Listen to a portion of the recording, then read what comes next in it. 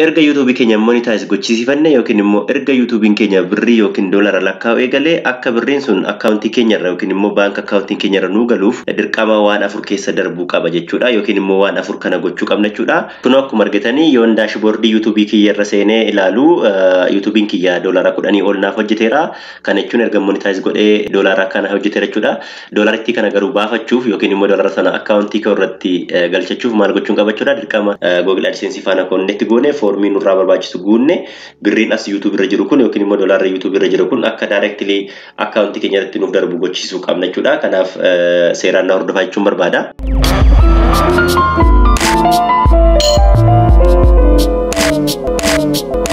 Jirra jirtu kabajamtoonni maatiiwwan lammii shootuu warra hin beekneef ani lammiidha. Lammii shootuu birraati. Har'a viidiyoo bareedaa tokko qabadhee isinii dhiyaadheera. Innis maal jettanii namoonni erga YouTube keessan monetize gochiifattanii yookiin immoo minimum requirement guuttanii erga YouTube keessan birrii hojjechiisuu eegaltanii dirqama waan arfan kana guutuu qabdu jechuudha. Yoo waan arfan kana hin guunne YouTubein galii isin argattan yookiin immoo birrii isin hojjettan akkaawuntii keessan irratti isin hin galchiisu jechuudha. Kanaaf akkuma YouTube keenya monetize gochiisiifanneen yookiin immoo akkuma YouTubein keenya sa'aatii 4,000 nu ilaalameen akkasumas subscriberoonni keenya 1,000 yoo darbu step arfan kana keessa darbuu qabna. Step inni jalqaba provide your tax information jedha jechuudha. Kana jechuun gaafuma YouTube keenya monetize gochisiisne sana yookiin immoo gaafa YouTube keenya birrii hojjechiisuu eegalle sana Google AdSense ne search goone Google AdSense itti login goone Google AdSense keenya keessatti maal guutuu qabna jechuudha. Tax information guutuu qabna. Kanaaf erga tax information guunne step inni lamaffaan confirm your personal information jedha. Akkuma beekamu YouTube irratti birrii nuti hojjennu yookiin immoo qarshii nuti hojjennu yookiin immoo doolara nuti hojjennu dhaabbanni nuuf kan fedhu dhaabbata Google AdSense ti. Kanaafuu Google AdSense irraati address verification yookiin immoo pin code hin nuuf ergama jechuudha. Garuu pin code kana ergisiisuu fi yookiin immoo pin code kun akka nu ergu gochuu fi dirqama YouTube keenya irratti yoo xiqqaate erga monetize gochiisne doolara 10 hojjechuu qabna jechuudha. Kana jechuun address verification thresholdin yookiin immoo addressii keenya verify gochiifachuuf yookiin immoo pin code keenya ergisiifachuuf dirqama erga monetize ta'ee doolara 10 hojjechuu qabna jechuudha. Kun akkuma argitanii YouTubein kiyya doolara 10 ol hojjeteera. Kanaafuu pin code Google AdSense akkana ergu gochiisuu danda'a jechuudha. Pin code kun kan nuuf ergamu postal code nuti Google AdSense irratti guunne irratti nuuf ergama. Pin code kun nuuf ergame yookiin immoo pin code kun Google AdSense irraa naaf ergame kan inni akka qabu 7 hanga 3 jedha. Garuu haga ji'attis turuu danda'a. Yoo 7 hanga 3 naqa qabu baate si'a 3 irra deebi'ee ergisiisuu danda'a jechuudha. Kana jechuun Google AdSense yoo pin code jalqabaa yookiin immoo addressiin jalqabaa yoo karaa postaa kun naqa qabu baate irra deebi'ee naaf erga jechuudha. Ergan personal information kiyya yookiin immoo pin code kiyya guute step inni sadaffaa select your form of payment jedha. Kana jechuun formii waa'ee baankii bakka itti guunnu qabna jechuudha. Maqaa keenya guunnaa qarshii YouTube irraa hojjenne baankii kamiin akka nu kanfalamu akka barbaadu guunnaa. Fakkeenyaaf Awaash baankii irratti akkanaa kanfalamuu barbaadeen Awaash baankiin guutaa yoon hojii gamtaa barbaade hojii gamtaa jedhetaniin akka ittiin bakka itti filadhudha jechuudha. Akkasumas lakkoofsa bilbila keenyaa fi information tokko tokkotti bakka itti guunnudha jechuudha. Step arfaffaan payment threshold jedha. Meet the payment threshold jedha. Kana jechuun nam tokko YouTube irraati kanfaltii argachuuf yookiin immoo ji'a ji'aan kanfaltii argachuuf yoo xiqqaate doolara 100 hojjechuu qabna jechuudha. Garuu yoo doolara 100 gadi hojjedhe walitti qabeeti YouTubein gaafa inni doolara 100 guutu nu erga jechuudha. Kanaaf steppiin kun arfan steppitti YouTube irraa kanfaltii argachuu dandeenyudha jechuudha. Kanaafuu akkuma jalqaba dubbadhe tax information guutuun dirqamadha jechuudha. Kanaaf mee duubatti deebineeti akkamittiin akka tax information guutamu sin agarsiisachuudha. Na hordofaa jechuun barbaada. Tax information jechuun seera haaraa YouTubein bara 2021 baasedha yookiin immoo seera YouTubeitti dabalamedha. Kanaafuu namni tax information kana YouTube isaarratti hin guunne yookiin immoo formii kana hin guunne waan arganne irraati yookiin immoo waan hojjenne irraati percentage 30 nurraa qabata jechuudha YouTubein. Kanaafuu akka percentage 30 sun nurraa hin cinne yookiin immoo nurraa hin kutamne dirqama tax information kana guutuu qabna jechuudha. Kanaaf akkamittiin akka tax information kun guutamu sin agarsiisa. Haga dhumaatti hordofaa jechuun barbaada. By the way tax information kana seeraan guutuu qabdu yeroo guuttanii step 6 qaba. Step 6 saayu seeraan guutuu qabdu tokko tokko akkamitti akka guutamu sin agarsiisa ammani. Kanaaf waan arfan kana kan nuti guutuu qabnu Google AdSense irratti waan ta'eef Google AdSense jenneeti Google irratti search goona. Sanaan booda Google AdSense jennee gaafa search goonu sanaan booda kunoo gara Google AdSense itti na baasa jechuudha yookiin immoo akkaawuntii Google AdSense kiyyatti na baase kunoo akkuma asirra argitanii estimated earning jedheeti today, yesterday, last 7 days, this month jedheeti hundumsaa euro 00 dha. Kan inni 00 jedhee dirqama kanfaltii kana yookiin immoo akka inni birrii YouTube irratti hojjenne asirratti akka inni nu galuuf yookiin immoo karaa kanaan akka inni nu kanfalamu gochuuf dirqama maal gochuu qabna jechuudha. Steepii amma arfan kana keessa darbuu qabna jechuudha. Kanaaf tax information keenya guutuu fi kunoo irra keessaa maal jedhaa important jedheeti manage tax info kan jedhu jira. Isheetti buunee guutuu dandeenya. Yoo ta'u baate immoo kunoo karaa harka bitaa payment kan jedhu jira. Achirratti gaafa kilik goonullee manage tax info kan jedhu nu baasa jechuudha. Ammaaf manage tax info kan jedhu irratti bu'anii isheerratti kilik goona.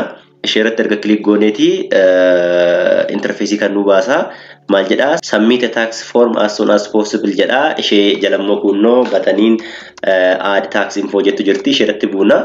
Yeroon isheerratti buunu accounting kun kan keenyaaf kan keenya ta'uu dhabuusaa nu gaafata. Email kiyya password kiyya galcheera sanaan booda next jedha. Erga next jedhee kunoo interfeesii kana fakkaatu na baasa. Sanaan booda steepii inni jalqabaa yeroo tax information guunnu what type of account is this jedha. Accounting kun accountii individual moo kan business jedha. Mataa kiyyaa waan ta'eef individual sheettuun filadha.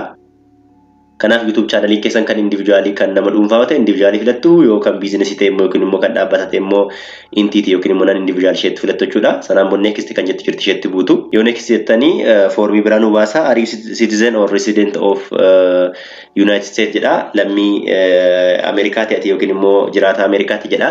Ani lammii Ameerikaa yookiin immoo jiraata Ameerikaa waan hin taaneef no jedha. Kanaaf no filattu jechuudha. Yoo lammii Ameerikaa taatan immoo yes filattu jechuudha sini. Sanaan booda next kan jedhu jira sheetti buuna. Gaafa sheetti buuna mallee formii biraan dabale maal jedha based on your previously selected answers W8 form is needed jedha. Kana jechuun yoo jalqaba type of account keenya individually yookiin immoo dhuunfaa filanne irratti isa jalqabaa filanna.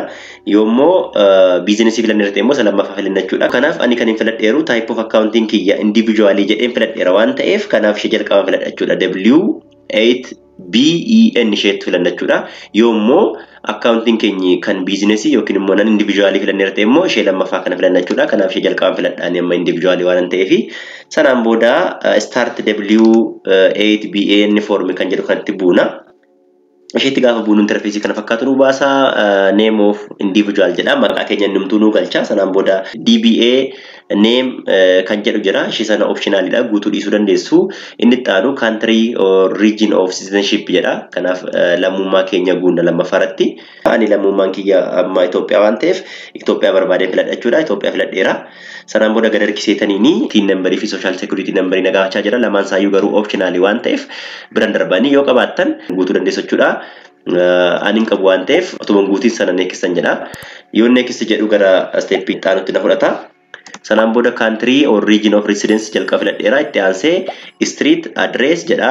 Kana kan nuti guunnu yeroo jalqaba Google AdSense bannu yookiin immoo gaafa YouTube keenya monetize goonu Google AdSense irratti formii guunne sana faana wal fakkaachuu qaba jechuudha. Kana jechuun street addressiin biyya nuti keessa jirudha. Isheen lammaffaa kun isheen optionaliin kun immoo postal number keenya yookiin immoo PO box jennee lakkoofsa postaa yookiin immoo lakkoofsa sanduuqa postaa yeroo darbe guunne sana guunna.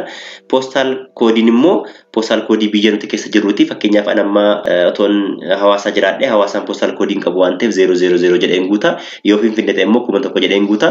Haala sanaan guuttachuudha. City inni jedhu immoo bakka keessa jirtan yookiin immoo magaala keessa jirtan guuttachuudha. Garuu gaafatin street address jettu irratti buutanii formiin sin yeroo darbe Google AdSense irratti guuttan ofuma isaa sinii dhufa.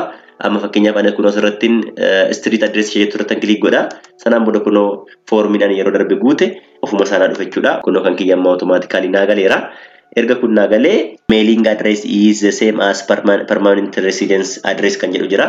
Ishee sana check gochuu qabdu yookiin immoo ishee filachuu qabdu jechuudha. Erga ishee filadhee next kan jettu jirti. Next ittan bu'aa. Sanaan booda Ethiopia and the US does not have tax treaty jedha. Kana jechuun Itoophiyaa fi US'n agreement tax information waliin mallatteessaniiraan hin qaban jedha. Ishee sana no kan jettu jirti. No filanna. No filanna. Sanaan booda next jenna.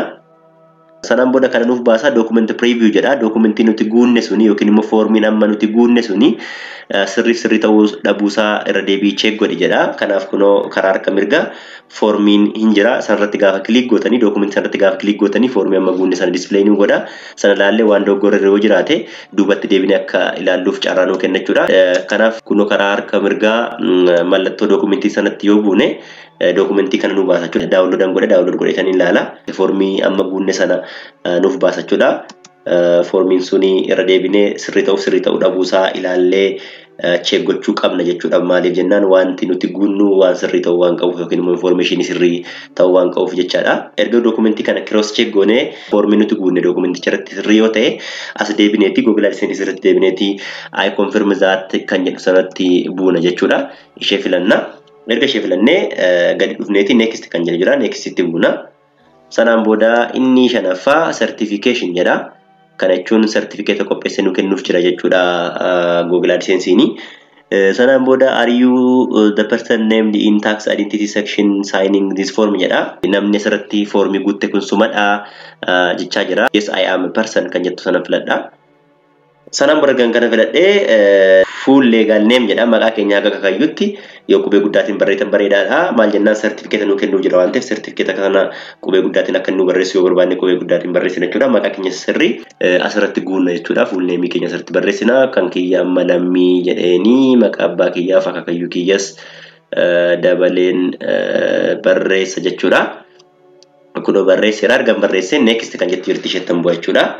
Sanaan booda maal jedha activity and service performed in the US kan jedhu jira. Yesiif no qaba. Kanaaf ishee lammaffaa kana no isheettu filattu. Akka viidiyoon kun dheeranneef detailii haasa'urra step mana hordofee kan hordoftanii guutachuu dandeessu. No kan jettu kanatti guutu erga no jettanii jalatti checkbox I certify jettu sana filattu jechuudha. Yookiin immoo check gootu checkbox sana erga ishee check gootanii isa dhumaa gad dhuftaniiti status change kan jettu jirti. Raadiyoo batanii lama qaba. Ishee jalqabaa sana I am providing tax information for new or existing payment profile that hasn't received payment jedha. Kuni by the way akkamidha Google AdSense keessaniin dura yoo kanfaltii fudhatanii beektu ta'e yookiin immoo kanfaltiin isinii kanfalamee beeka ta'e isa lammaffaa filattu yoo immoo Google AdSense keessan haaraadha birrii ittiin hojjettanii hin beektan ta'e immoo ishee tokkoffaa kana filattu jechuudha. Kanaaf amma birrii tokko yoo argachaa hin turre waan ta'eef ishee jalqabaa filadha. Kanaaf keessanillee yoo AdSense keessan haaraa ta'e ishee jalqabaa filattu yoo garuu AdSense keessan haaraa miti ta'e yoo ittiin duraan birrii hojjettanitti immoo ishee lammaffaa filattu jechuudha. Kanaaf ishee jalqabaa filadhaani. Sanaan booda next kan jettu jirti. Next tan bu'a. Sanaan booda asiitii steppiin torbaffaan tax reporting kan jedhu jira. Filannoo lama jira. Go paperless isa jedhu sana filattu. Yoo sana filattanii jalatti checkboxiin I accept kan jettu jirti. Ishee sana I accept gootu agreement sana accept gootu sanaan booda submit jettu.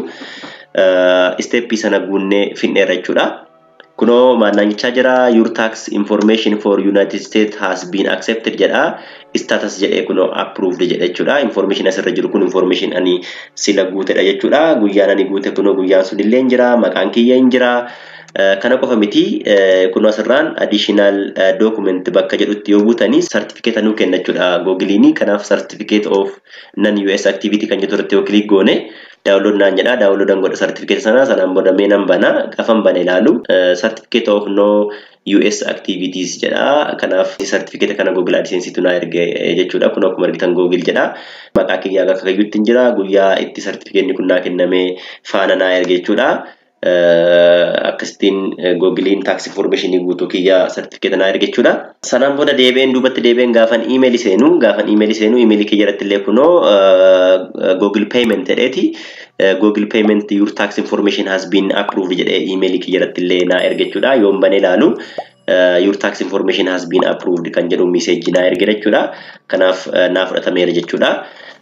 Kanaaf step tokkoffaa kana haaluma kanaan guunne xumurreerra yookiin immoo tax information guunne xumurreerra jechuudha. Erga tax information guunne xumurre step inni lammaffaan personal information yookiin immoo pin code keenya ergisiisne pin code sana Google AdSense irratti guutuu jechuudha. Akkuma sila isinitti hime pin code kun kan nuuf ergamu dhaabbata Google AdSense tu nuuf erga. Dhaabbanni Google AdSense lakkoofsa saanduqa poostaa nuti guunne irratti nuuf ergama jechuudha. Fakkeenyaaf yoo Finfinnee guunne irra ta'e Google AdSense yookiin immoo dhaabbanni Google AdSense Finfinneetti nuuf erga jechuudha. Pin code sana waraqataatiin yookiin immoo poostaatiin nu erga jechuudha. Poostaa sana keessaatti pin numberii sana Google AdSense keenya irratti guutuutiin connect goona jechuudha. Gaafan daqiiqaa muraasa booda YouTube seenu YouTube irratti kun message akkasiin dhufeera. Poostaan lakkoofsa saanduqa poostaa keessatti ergameera. Gaafa si qaqqabe fudhadhuuti verify godhi kan jedhu jira. Asirraan illee karaa email illee message akkasiin qaqqabeera.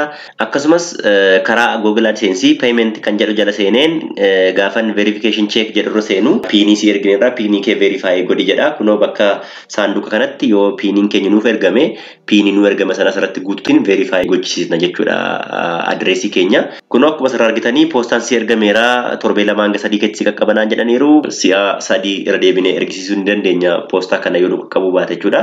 Yoo nu qaqqabe immoo akkuma nu qaqqabeen lakkoofsa achi keessa jiru sana kunneen maal godha jechuudha asirratti galchuutiin adreesii keenya verify gochisiisuu ni dandeenya piinii keenyaan jechuudha. Akkuma poostaan na qaqqabeen yookiin immoo akkuma piin koodiin kiyya na qaqqabeen isaafis yeroo biraa qabadheen isin dhiyaadha. Isaafe jechuun akkamittiin akka piin koodii Google AdSense nu erge akkamittiin asirratti galchine akkamittiin akka verify gochisiisnu itti immoo akkamittiin akka payment formii guunnu akkasumas immoo waa'ee payment threshold qabadheen isin dhiyaadha jechuudha. Haga viidiyoo biraatiin wal arginutti nagaannaaf tura. Dhumarratti viidiyoo kana like, share, subscribe gochuutiin akka na bira dhaabbattan jechuun barbaada. Yoo jaallattan hiriyoota keessaniif illee share gochuu hin dagatina. Haga viidiyoo biraatiin wal arginutti nagaannaaf tura. Horaa bulaa deebata.